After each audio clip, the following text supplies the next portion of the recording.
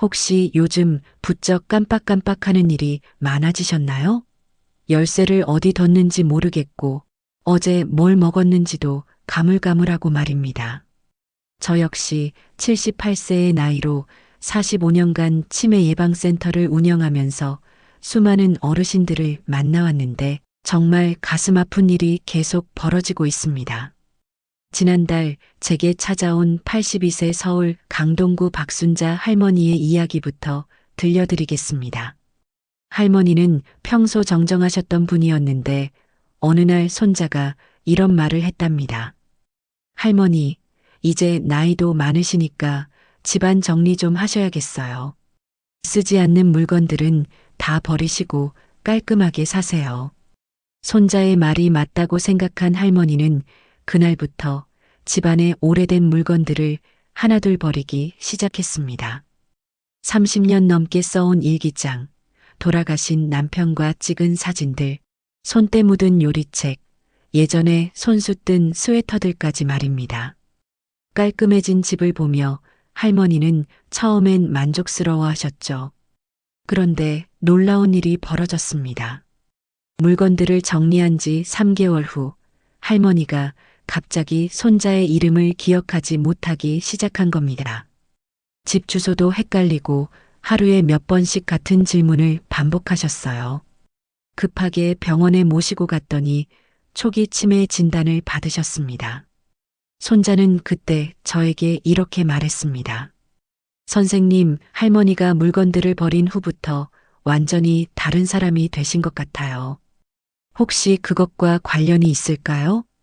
여러분, 지금 이 영상을 끝까지 안 보시면 가장 소중한 기억 보호의 골든타임을 놓치게 됩니다. 보건복지부에서 발표한 충격적인 통계를 보면 65세 이상 어르신 중 74%가 정리라는 명목으로 평생 사용해온 소중한 물건들을 버리고 계신다는 사실을 아시나요? 더 놀라운 건 최신 뇌과학 연구 결과입니다.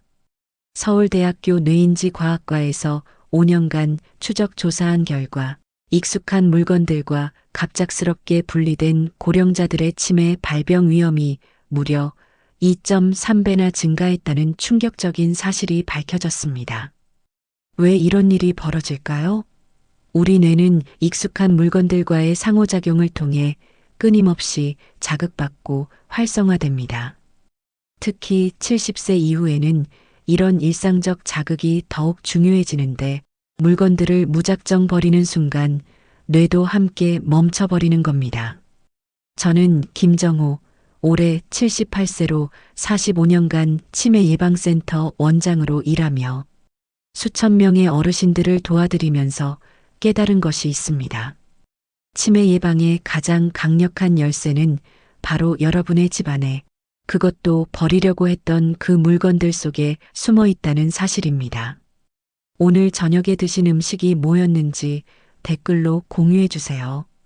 기억력 체크의 첫걸음이 바로 이런 일상의 기억들을 되살리는 것입니다. 그리고 이 소중한 정보를 놓치지 않으시려면 구독 버튼과 좋아요, 알림 설정까지 꼭 눌러주시기 바랍니다. 제가 지금까지 연구하고 임상에서 확인한 결과를 바탕으로 절대 버리면 안 되는 7가지 물건과 그 놀라운 효과를 하나씩 정확히 알려드리겠습니다. 이 방법들을 따라하신 분들은 모두 놀라운 변화를 경험하셨거든요. 첫 번째로 말씀드릴 물건부터 정말 충격적인데 아마 많은 분들이 가장 먼저 버리려고 하셨을 겁니다. 바로 낡은 일기장과 오래된 사진첩입니다. 지금 일기장이 뭐가 중요하냐고 생각하시는 분들 많으시죠? 그런데 정말 놀라운 사실을 하나 알려드리겠습니다. 부산 해운대구에 사는 75세 최명수 할아버지의 실제 이야기입니다. 명수님은 40년 넘게 매일 일기를 쓰는 분이셨습니다. 하루도 빠짐없이 그날 있었던 일들을 꼼꼼히 기록하셨죠. 그런데 5년 전 자식들이 이사를 도와주러 왔을 때 오래된 일기장들을 보고 이렇게 말했답니다. 아버지, 이런 낡은 일기장들은 이제 버리시죠. 언제 다시 보시겠어요? 명수님은 처음엔 망설이셨지만 자식들 말이 맞다고 생각해서 30년치 일기장을 모두 버리셨습니다. 그리고 일기 쓰는 습관도 그만두셨죠. 자식들은 아버지가 과거에 매달리지 않으셔서 다행이라고 생각했습니다. 하지만 1년 후부터 이상한 일들이 벌어지기 시작했습니다. 평소 정정하시던 명수님이 자꾸 깜빡깜빡하기 시작한 겁니다. 어제 누가 찾아왔는지, 점심에 뭘 드셨는지도 기억하지 못하셨어요. 처음엔 단순한 건망증이라고 생각했는데 점점 심해져서 결국 병원에 가보니 경도인지장애 진단을 받으셨습니다. 의사 선생님은 이렇게 말씀하셨답니다. 일기 쓰는 습관을 갑자기 중단하신 것이 큰 영향을 미쳤을 가능성이 높습니다. 일기 쓰기는 단순한 기록이 아니라 뇌의 종합적 활동이거든요. 왜 일기장과 사진첩이 그렇게 중요할까요? 하버드 의과대학 신경과학과에서 발표한 연구 결과를 보면 시각적 기억을 자극하는 활동이 해마의 기능을 무려 35%나 향상시킨다고 합니다. 해마는 새로운 기억을 만들고 저장하는 뇌의 핵심 부위거든요. 일기장을 다시 펼쳐보고 오래된 사진을 들여다보는 순간 우리 뇌는 엄청난 활동을 시작합니다. 그때의 감정, 냄새, 소리까지 모든 감각이 되살아나면서 뇌 전체가 활성화되는 겁니다. 마치 뇌에게 운동을 시키는 것과 같은 효과죠. 명수님은 제 조언에 따라 다시 일기 쓰기를 시작하셨습니다. 비록 예전 일기장들은 잃어버렸지만 기억나는 것들부터 천천히 써내려 가셨어요. 놀랍게도 6개월 후 인지기능 검사에서 점수가 30%나 향상되었습니다. 명수님은 지금도 매일 일기를 쓰고 계십니다. 그리고 이렇게 말씀하셨어요. 일기장을 버렸을 때 제 기억도 함께 버린 것 같았습니다. 다시 쓰기 시작하니까 잃어버렸던 기억들이 하나둘 돌아오더라고요. 만약 지금 여러분의 집에 오래된 일기장이나 사진첩이 있다면 절대 버리지 마세요. 그것들은 여러분의 뇌를 지켜주는 가장 강력한 보약입니다. 두 번째로 말씀드릴 물건은 더욱 충격적입니다. 바로 오래된 주방 도구들입니다. 손때 묻은 국자, 낡은 도마, 얼룩진 앞치마까지 말이죠. 대구 수성구에 사는 79세 김영희 할머니의 이야기를 들려드리겠습니다. 영희님은 50년 넘게 같은 주방 도구들을 사용해 오셨습니다. 특히 시어머니께서 물려주신 무쇠 국자와 나무 도마는 영희님의 손에 완벽하게 맞는 소중한 도구들이었죠.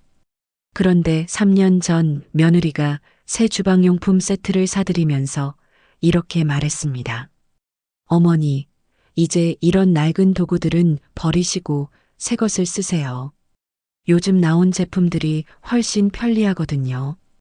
영희님은 고마운 마음에 오래된 도구들을 모두 버리고 새 제품들을 사용하기 시작했습니다. 처음엔 깔끔하고 좋았지만 이상하게도 요리하는 재미가 줄어들기 시작했어요. 예전엔 손끝으로 느끼는 감각만으로도 국물의 간을 정확히 맞출 수 있었는데 새로운 도구들은 어색하고 불편했습니다. 더 심각한 문제는 그 다음에 일어났습니다. 요리에 대한 자신감을 잃은 영희님은 점점 주방에서 멀어지게 되었어요. 간단한 반찬도 만들기 싫어하시고 대부분 사다가 드시게 되었죠. 손을 사용하는 시간이 급격히 줄어든 겁니다. 6개월 후 영희님에게 놀라운 변화가 나타났습니다. 젓가락질이 어색해지기 시작한 거예요. 국수를 먹을 때도 자꾸 흘리고 바늘에 실을 꿰는 것도 힘들어 하셨습니다. 손의 정교한 움직임이 점점 둔해지고 있었던 거죠. 왜 이런 일이 벌어진 걸까요?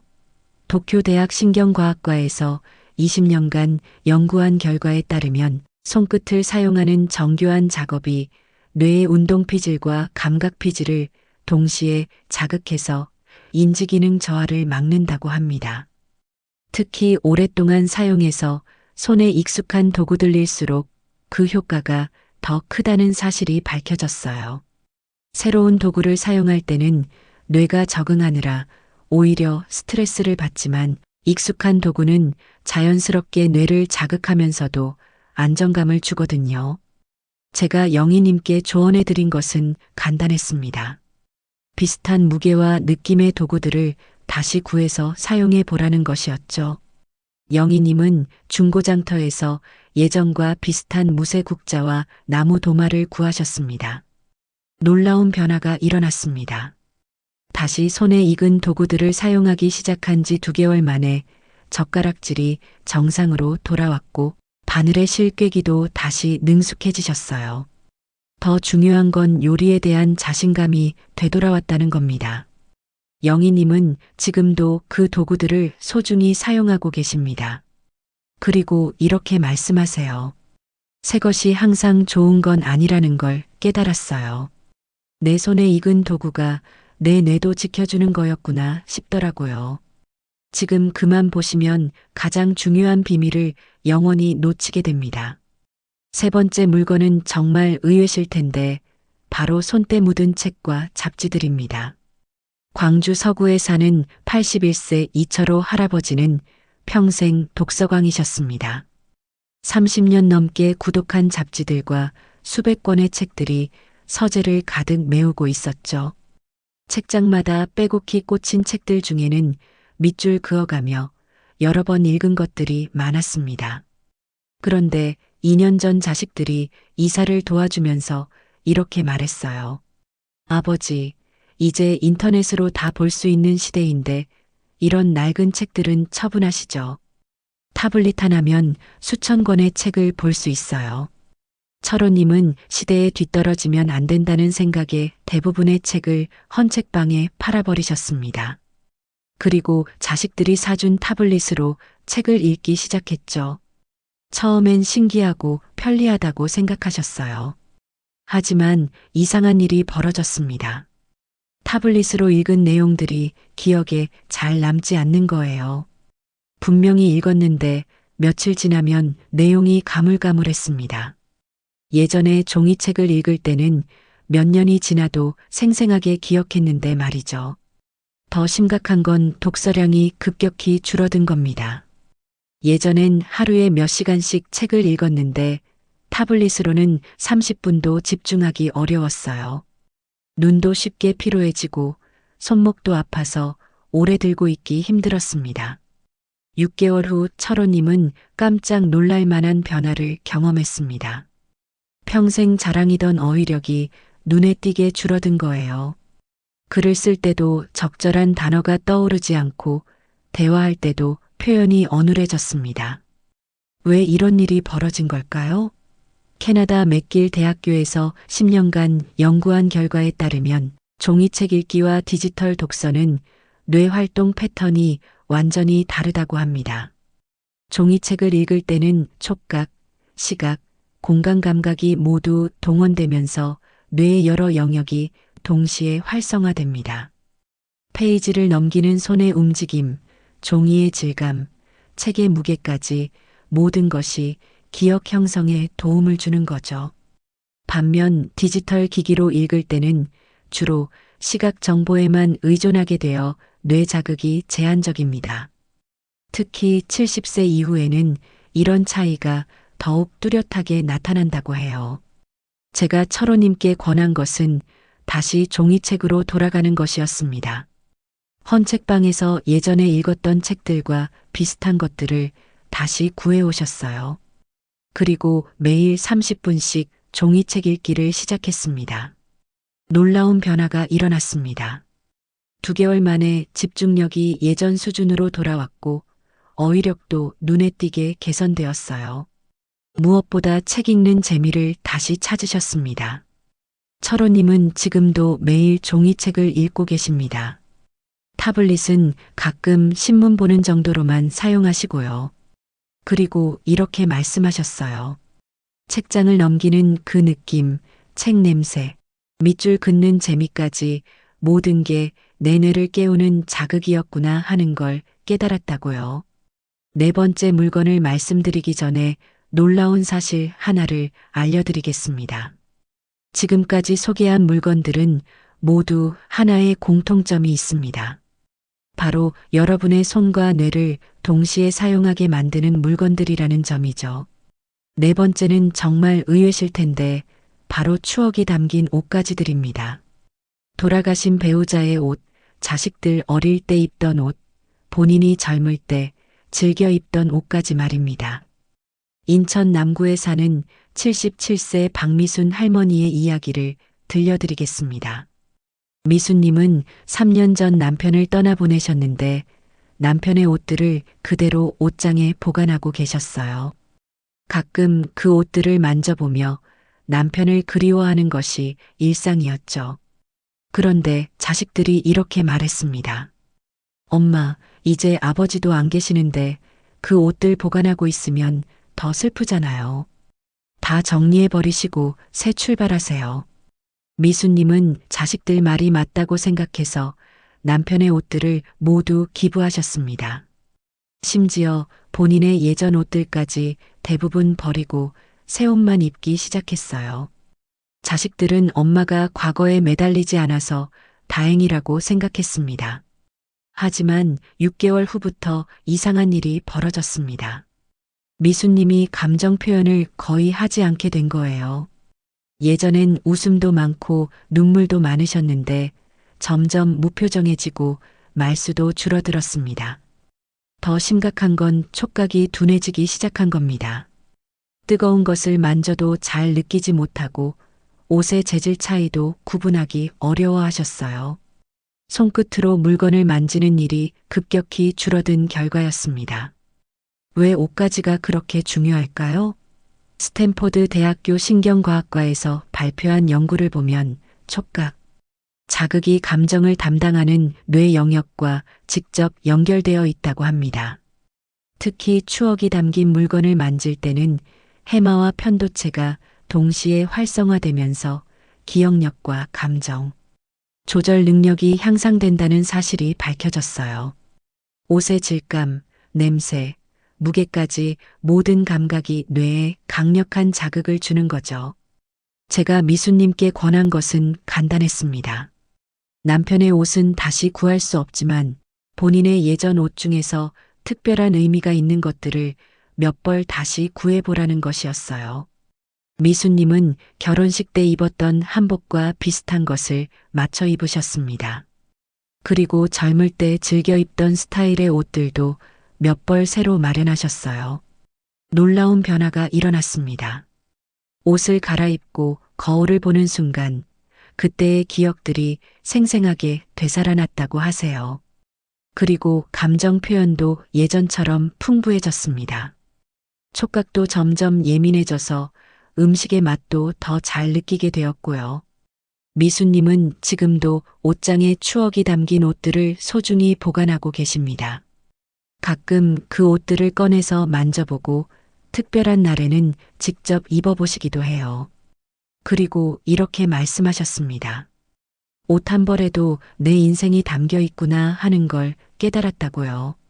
5번째는 정말 의외실 겁니다. 바로 예전에 쓰던 도구들입니다. 망치, 드라이버, 가위, 바늘, 송곳 같은 것들 말이죠. 경남 창원시에 사는 84세 한상훈 할아버지는 평생 손재주가 좋기로 유명했습니다. 집안에 고장 난 것들은 뭐든지 뚝딱 고치시고 간단한 가구도 직접 만드셨어요. 공구함에는 50년 넘게 사용한 도구들이 가득했습니다. 그런데 2년 전 자식들이 이렇게 말했어요. 아버지, 이제 나이도 많으시니까 위험한 도구들은 치우세요. 뭐 고칠 일 있으면 우리가 업체 불러드릴게요. 상훈님은 안전을 위해서라면 어쩔 수 없다고 생각하고 대부분의 도구들을 치우셨습니다. 그리고 정말로 뭔가 고장나면 자식들에게 연락해서 업체를 불렀죠. 하지만 3개월 후부터 이상한 변화가 나타났습니다.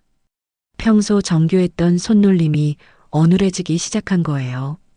젓가락질도 서툴러지고 단축 끼우기도 힘들어 하셨습니다. 뭔가를 만지작거리는 버릇도 사라졌어요. 더 심각한 건 문제 해결 능력이 급격히 떨어진 겁니다. 예전엔 고장난 물건을 보면 어떻게 고칠지 즉시 방법이 떠올랐는데 이제는 그런 생각 자체를 하지 않게 되었어요. 뇌가 점점 수동적으로 변하고 있었던 겁니다. MIT 공가대학에서 15년간 연구한 결과에 따르면 도구를 사용하는 활동이 뇌의 전두엽을 강력하게 자극한다고 합니다. 전두엽은 계획, 판단, 문제 해결을 담당하는 뇌의 CEO 역할을 하는 부위거든요. 특히 손에 익은 도구를 능숙하게 사용할 때는 운동 피질과 감각 피질, 그리고 전두엽이 모두 연결되어 활동하면서 뇌 전체가 활성화된다고 해요. 이런 복합적 뇌 활동이 치매 예방에 가장 효과적이라는 거죠. 제가 상우님께 제안한 것은 간단한 도구들부터 다시 사용해 보는 것이었습니다. 위험하지 않은 드라이버나 펜치 정도는 다시 사용할 수 있을 거라고 말씀드렸어요. 상우님은 간단한 공구 세트를 다시 마련하셨습니다. 그리고 집안의 작은 고장들을 다시 직접 고치기 시작했어요. 느슨해진 나사를 조이고 삐걱거리는 문짝을 수리하는 일부터 시작했습니다. 놀라운 변화가 일어났습니다. 한 달 만에 손놀림이 예전처럼 정교해졌고 문제를 보면 해결 방법이 자연스럽게 떠오르기 시작했어요. 무엇보다 성취감을 다시 느끼게 되었다는 게 가장 큰 변화였습니다. 상우님은 지금도 안전한 범위에서 간단한 수리 작업을 계속하고 계십니다. 그리고 이렇게 말씀하세요. 도구를 사용할 때 내 뇌도 함께 움직인다는 걸 느껴요. 손이 기억하고 있던 것들이 뇌도 깨워주는 것 같다고요. 6번째는 바로 손편지와 메모들입니다. 요즘은 모든 게 디지털화되어서 손으로 쓰는 일이 거의 없죠. 하지만 이것이야말로 뇌 건강에 가장 중요한 활동 중 하나입니다. 전북 전주시에 사는 80세 정순덕 할머니는 평생 일기와 편지 쓰기를 즐기셨습니다.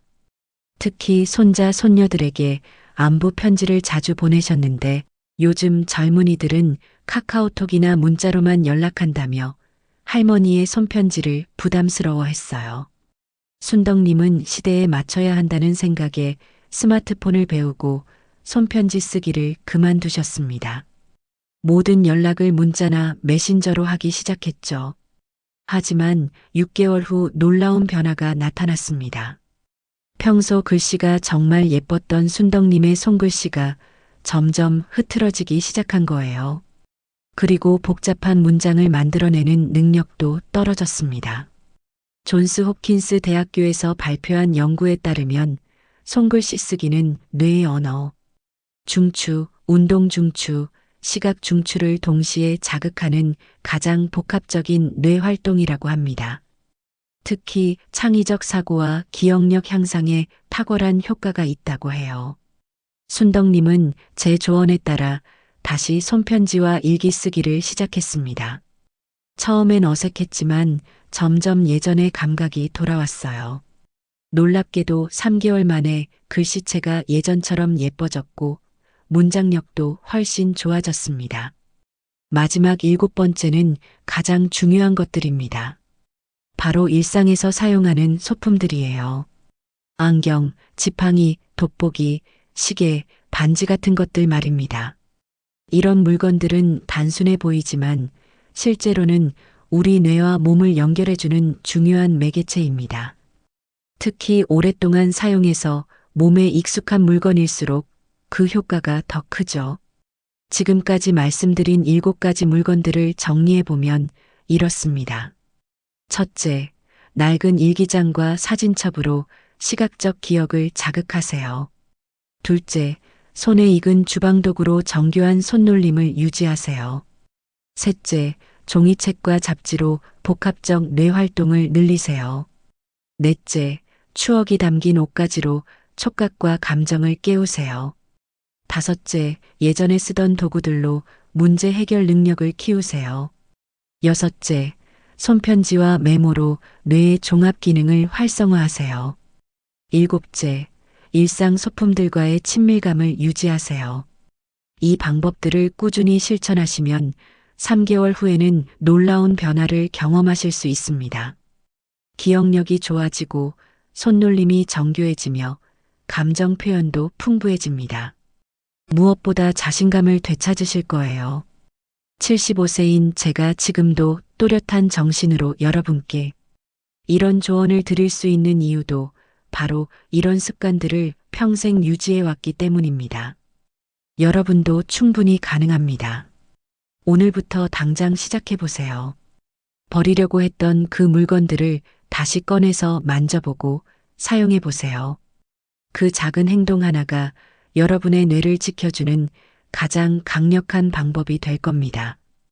이 소중한 정보가 도움이 되셨다면 구독과 좋아요, 알림 설정으로 더 많은 건강 정보를 받아보세요. 그리고 주변의 어르신들께도 꼭 알려주시기 바랍니다. 여러분의 건강한 노년을 진심으로 응원합니다.